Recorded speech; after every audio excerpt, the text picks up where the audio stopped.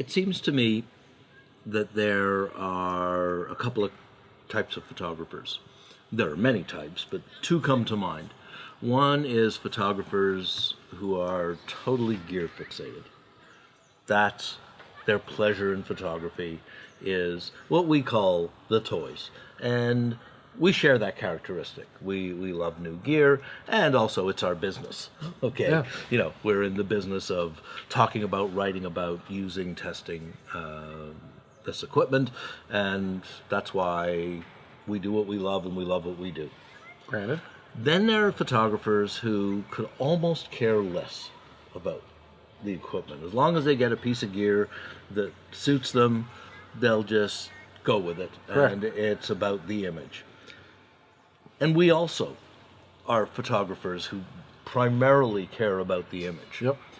So that thought brings me to the current state of gear. And you and I, over the last few days, as we've been traveling through Washington State, Palouse area, Idaho, we've talked a lot about the fact that once again we're in a revolutionary period when it comes to gear. We went through it in the early 2000s, at the beginning of the digital revolution, and now 15 years later, we're going through it again. And I think it's a very exciting time. But what's happened is, and appreciate hearing your thoughts, what's happened is sensors have become so good. These backside illuminated sensors with tremendous sensitivity and dynamic range. Fast lenses have become less expensive, fast zooms with really good quality. So all of this has meant that we are now in an age where the gear counts less and less. And even modestly priced or modestly sized gear is really good enough. And so my question for you is good enough good enough? Well, you know, it's funny. Back in my Phase 1 days, you know, there was always that expression, well, where a photographer would go, well, you know what, it's good enough. And I actually can take this back to film days, and it's a very interesting story. This one well-known photographer that I knew very well and made a lot of prints for back in my lab days, master portrait photographer, beautiful lighting, subtle details in the shadow, just incredible the way he handled film and negative, shot with a Hasselblad, square format, and great lenses. And his work was absolutely gorgeous. Make 30 by 40s, 40 by 60s, and they were just master prints. So as time went on, he went to work for Fuji and became a spokesman for Fuji. And Fuji introduced the S5 camera, which was supposed to be the wedding photographer's camera because it had the ability with these extra pixels in between pixels to recover highlights. Right, little octagonal extra pixel. Yeah. And there was like grouping. a square in between, Yeah. and it apparently, was supposed to catch the overflow and retain the ability, so that if you were photographing a wedding with tuxedos, you could have detail on the blacks, but you wouldn't blow out the bride's dress, which was very typical of the early days back in digital. So he's in the Fuji booth at a trade show, and there's this print on the back wall, and it's a 30 by 40 or so. And I looked at it, and I go, and I'll just say his name's Frank. I said, Frank, like, beautiful picture, but oh my God, if I ever made a print like this for you, you would have thrown it back in my face. And he goes, well, it's digital, and it's good enough. And I looked at him, and I said, wow, are we really defining ourselves in digital these days by the word good enough? And I think, that's not really the case anymore. No, now digital far exceeds what we could do in film. If you look at the ability of the sensor, the dynamic range, even of the less expensive cameras, 12, 13 stops of dynamic range. It's incredible. And then you look at the ISO capability. I mean, we talked earlier about how I set my high ISO on the new A7R2 at 12,800 because it's usable. Right. I mean, it's like Tri-X. Yeah. or 400 speed color negative film. Right. So it's perfectly usable.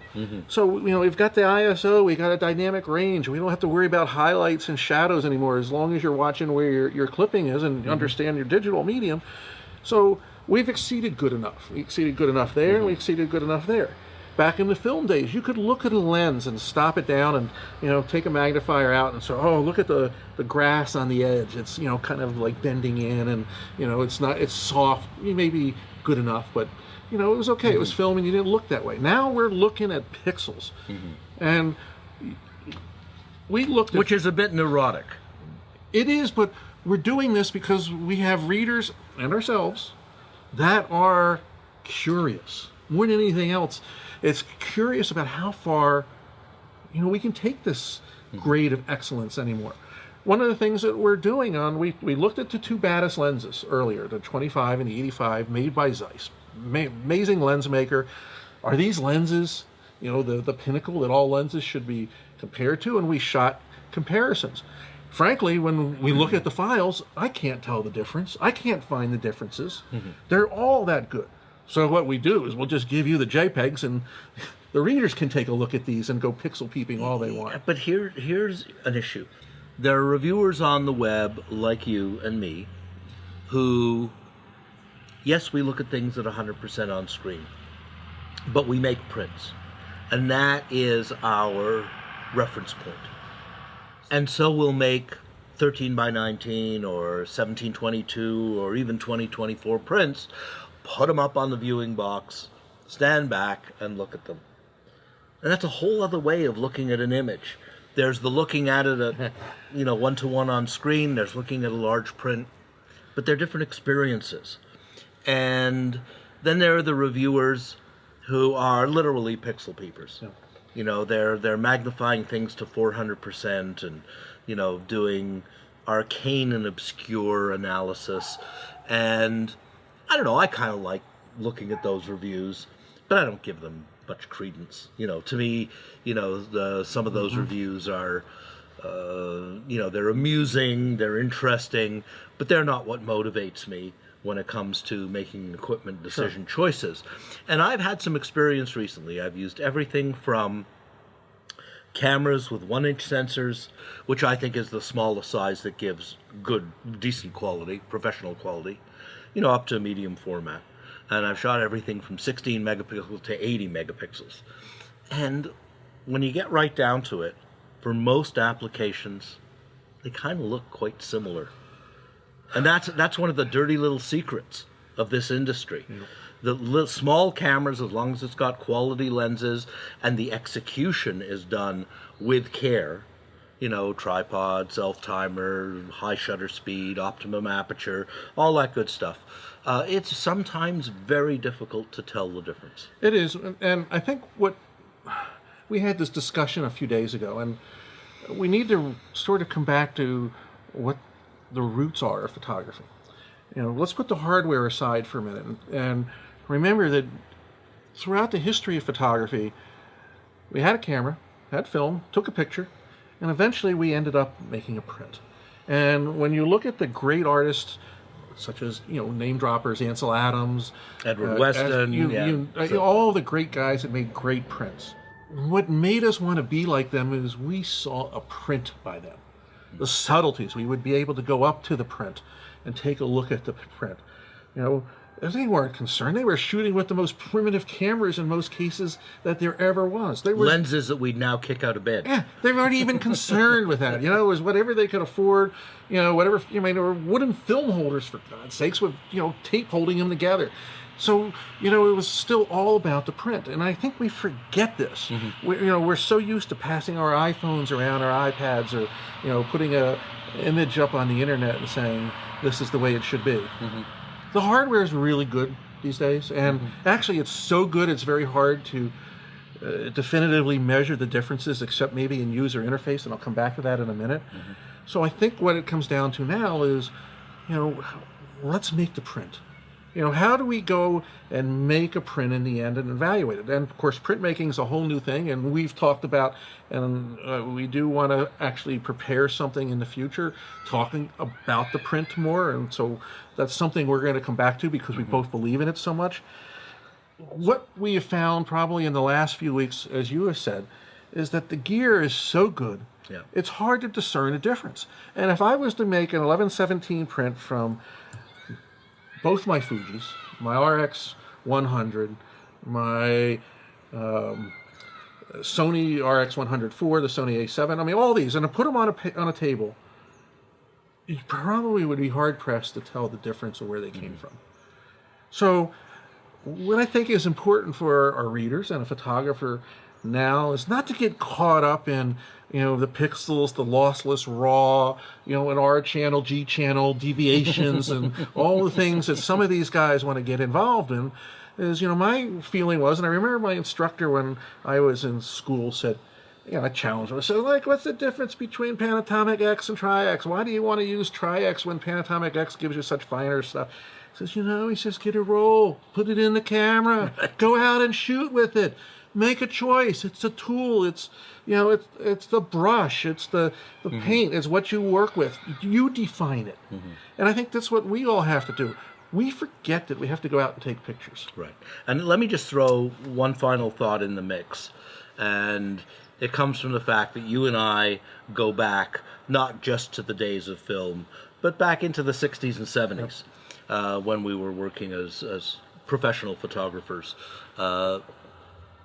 Remember Ansel Adams, you mentioned. The zone system. Yep. It was the Bible. It was the way that you exposed. You understood that there were 10 stops of dynamic range, and then you could pull or push the development to compress or expand the... Or slide along the scale. It's just like today, we move the exposure compensation wheel on the back of the camera. But think about it. Adams's mantra was the 10 stops of the zone system, but 0 was the blackest black, and 10 was the whitest white. No detail, no detail. What that left was 8 stops of visible difference. Today, modestly priced cameras have 10, 11, 12 stops of dynamic range. So we're looking at cameras that have 3 and 4 stops more real dynamic range than the best that film, black and white film, could ever give us. So I feel like standing on top of a tall building and saying, come the revolution, nobody should worry about dynamic range. Come on, let's move on. And here's the sad thing. It's easier on web forums to talk about the minutia of bells and whistles and gear and knobs and all of this than it is to talk about image making. Image making is hard to talk about. You have to just do it. And there's, one of the fortunate things is there's a lot of things to help us do it right and better and to make that. But really, for all the noise we make about the hardware, all the noise we make about the lenses, to me these days, it's more of a comfort. Does that camera fit in my hand well? Do my fingers push the wrong button, or can I operate the menu or quickly get to the settings that I want? And those are the things that I bitch about. Is ergonomics, haptics. Those are the things I care about, because image quality, Well, and you know what? They're good enough. That's what I mean. And I don't want to open up a whole argument about the iPhone, but we're talking 6 megapixel or an 8 megapixel sensors on an iPhone, which are Phase 1 started out with a 6 megapixel sensor at $19,000. Yeah. And they were fantastic. In the end, and I had an exhibit that I was part of recently, and it was an interesting evening because people would walk around and go, wow, I really like the way you handled that, or this is really cool. Not one person asked, what camera did you shoot that with? Exactly. No one judged the fact that I used a Phase 1 camera for one of those shots, and I used an iPhone for another. Exactly. And nobody even knew the difference. They just looked at the interesting aspects of the image and what it was capable of doing. So, I think what we need to try to do, and if there's anything else that we've tried to make a point here, both you and I enjoy taking pictures. We make a joke about it sometimes. Let's just go out and take a picture. Or, you know what, we got to stop the car and at least push the button because I've got to have my fix. But, you know, my fix isn't the hardware, the computer software, the power of the chip. It's nice to know it's all in there and working, but it does. I mean, it's no different than, you know, having a V8 4-barrel in a car and knowing that you've got the power if you want it, you know, and it feels good when you drive Good it. analogy. But driving the curves on a nice country road, that's the experience. Whether it's in a Toyota Corolla or a Ferrari. You know, it's, yeah, there are differences, but it's the experience. And so I was thinking, you know, I used to have a darkroom like you did. We've talked about, I had my stereo system in the darkroom, duct tape over, you know, the lighted Marantz dials, you know, Bose speakers, you know, the enlarger, you know, a stool, and, you know, I could do it all, nice sinks. And, you know, for me, a Sunday afternoon was in the darkroom, making a prints, you know, in the end, taking them out, having them, putting them on the table, and admiring the 4 or 6 prints that I made. You know what? I still got a dark room. It's a 5K IMAX sitting on a desk in a beautifully lit room with speakers, you know, on either side. An Epson printer. And, you know, I have my music. I got all the tools that I need, both in, you know, many variations of software. And I've got great Epson printers, which I can make my prints on.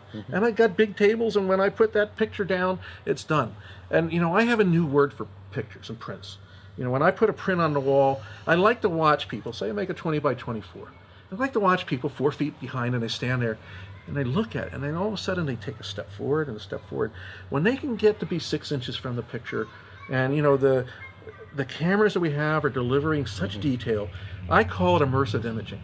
You know, when you can take your viewer and immerse them into the image, mission accomplished. And the person turns around and goes, God, that's a beautiful print. Yeah. And not once asked. We take pleasure in seeing detail. That's why we go to the optometrist and get glasses when our eyes start to go fuzzy. We like to see detail. And I sometimes drive without my glasses. Oh, God, you... No, I see just fine without my glasses. My glasses make things, I can read the lettering on a billboard an extra 100 meters away. The point is, I don't drive much without my glasses, simply because I like to see the detail of the world around me. But for the larger picture of things, no pun intended, you know, I can do it without my glasses. Human beings thrive on the experience of detail. Yep. And so that's why we love these lenses and these cameras and high-resolution sensors. So it's interesting, and there are different perspectives. I mean, we're sitting here saying, well, on the one hand and on the other hand, and I'll bet you there are 2 or 3 more hands that we haven't touched on. There are. And I think the point is, when you know, why we decided to sit down and do this is because with all the equipment that's come our way in the last 2 months, it all functions, it all works. And, you know, we've had a lot of fun testing it and talking about it, and, oh, you know, do you know you can do 960 frames per second slow-mo and stuff? And, you know, we don't even do that, but it's just kind of nice to know. It's cool. It's kind of cool to watch a bee's wings go, ew. And so, you know, I'll never do anything with it, but I will do something with the pictures like we took the other night when, you know, it's sunset. Yeah. To me, those are the ones. Do we walk off with a couple portfolio prints from this? And I stress that what I think more than anything else, and I'm speaking for myself, but hopefully you at the same time, is that read the reviews. They're fun to read. They're interesting to learn. But, you know, let's not forget what we call ourselves, and that's a photographer. That is, You're not a camographer? Not a camographer. I take pictures. I make prints. If it pleases me, I had a good day. Well, we've had a few good days. Yes, we have. And Okay. I think in the end, what I want to say is don't get caught up in the hardware. Enjoy the cameras you have. You don't necessarily need to go out and buy the newest and the latest, as long as you're taking good pictures. It's fun to have the newest. It's fun to have the most megapixels. It's nice to know you have what you need to, you know, have. But it's not all about that in the end. Just enjoy what photography is all about. The way we have here in the Palouse area of Washington State. Michael, I've had more fun with you over the last few days. Always fun to get together. And let's not forget our friend and videographer who we never see, but's always behind the camera. Who turned on the video cameras and went off and had a nap. Can you believe it? He's lying there under a tree. So, anyway, thanks. We just had to say that, and we'll see you on the Luminous Landscape. So long.